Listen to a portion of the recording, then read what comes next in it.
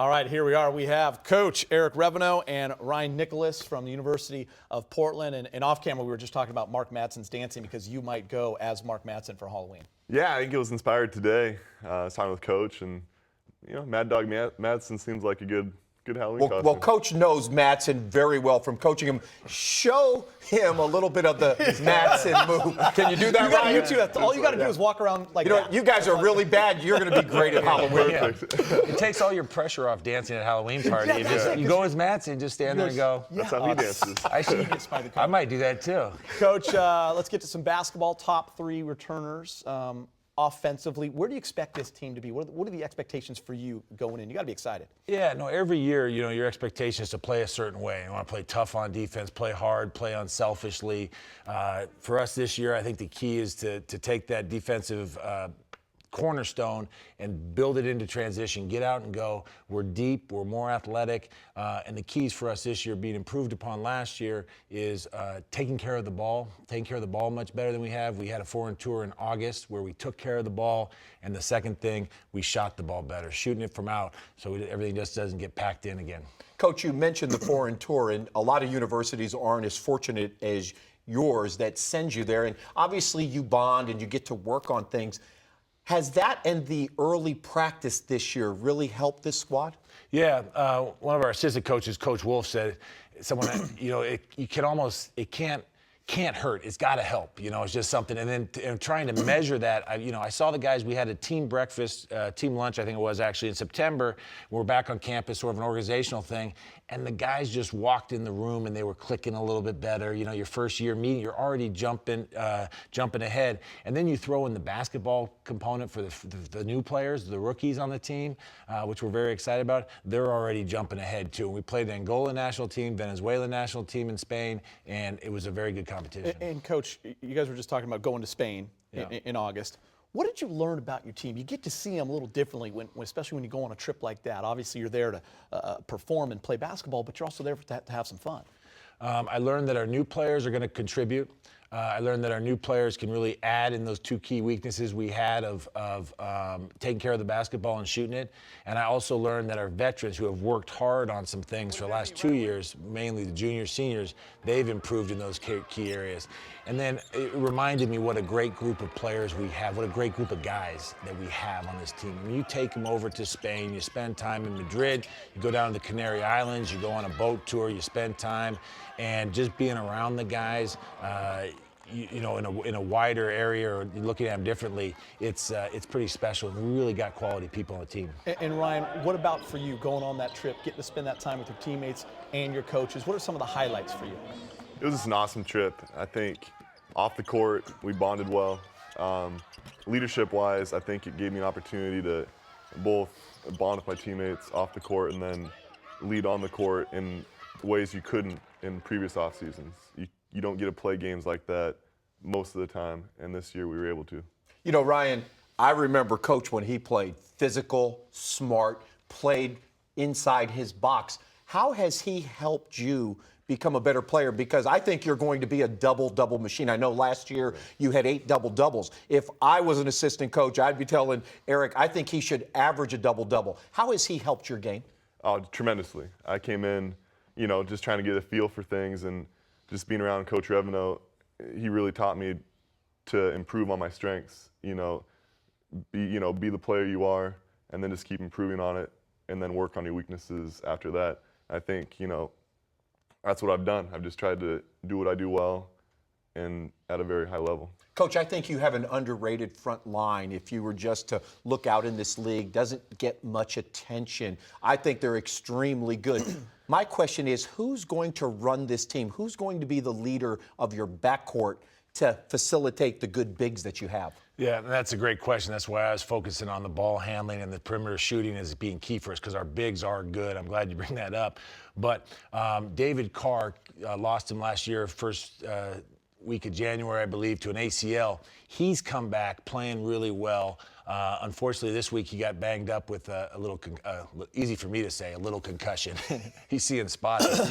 No big. He's the one seeing spots, not me. That's how he played, Ryan. No big deal for me. I see fines still, but no. So he's, so it's a little setback for him that hurts us, but it gives our other guards, Alec Wintering, who's a freshman from North Carolina, a great opportunity to step in and fill that void. That's just going to make us better down the line. He's a dynamic, charismatic leader. And then we have Aitor Shubi-Sharetta from the Basque Country in Spain, who's a little more loose, a little more Euro guard, but he gives us some ability there. And Bryce Presley and Kevin Bailey, some other guards, and Tanner Riley, and then shooter Bobby Sharp. We've got some depth and some guys there that can take care of it and shoot it, but we do need someone to really emerge, David Carr, Alec Wintering, as that strong leader. Coach, there will be no follow-up on the hard name you just mentioned. Yes. We'll go by Shubi. Shubi-Doo. Yeah. Going back to Ryan with those double-doubles, obviously very difficult to average a double-double. I can only think of one guy ever in WCC history to do it, and I think it was Rob Jones that played at St. Mary's. Can he average a double-double? Yeah, no, he really can. We had Luke Sikma a few years ago, and he's a similar like Luke. Like, Ryan's the kind of guy that you walk into the locker room and you're standing in the hallway to address the team, and you're excited about the win, and you're thinking, oh yeah, Ryan, great win. Ryan played okay, and then you look, and then he's filled that stat sheet. Yeah. All of a sudden he's had 16 points.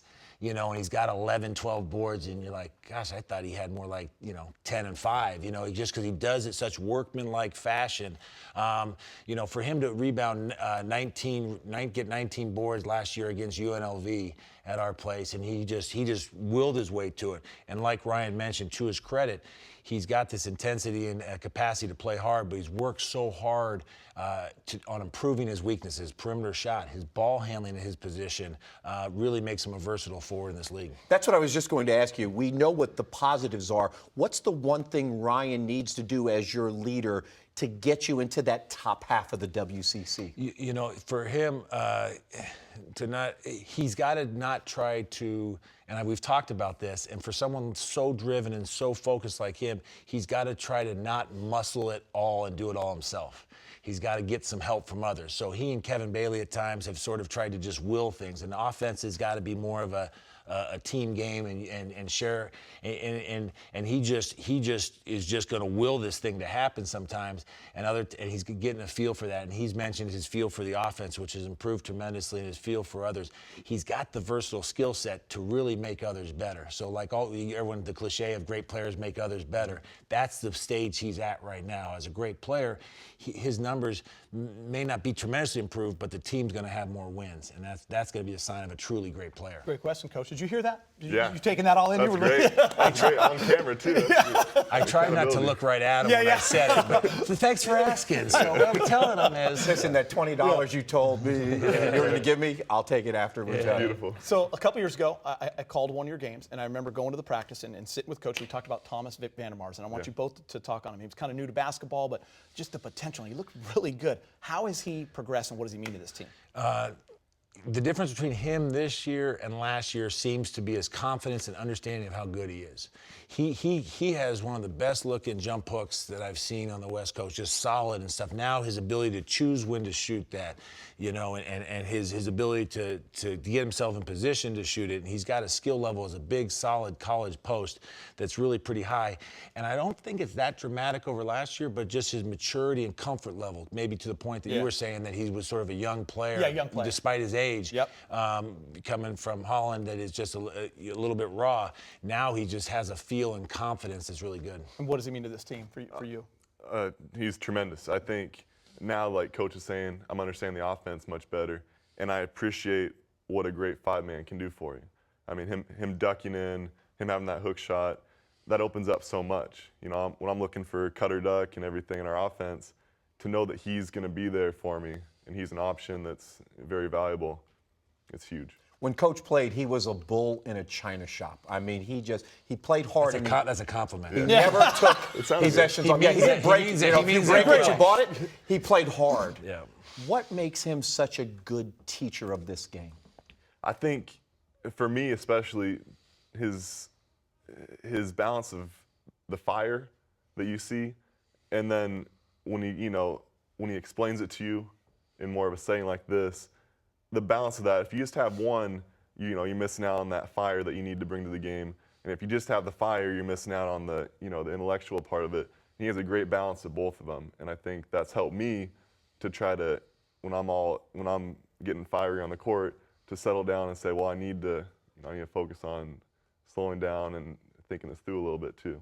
Last thing, I'm going to put you on the spot. We know you're a huge fan of the show, WCC this week. And Coach and I appreciate that. We have to do a feature on one guy on your team.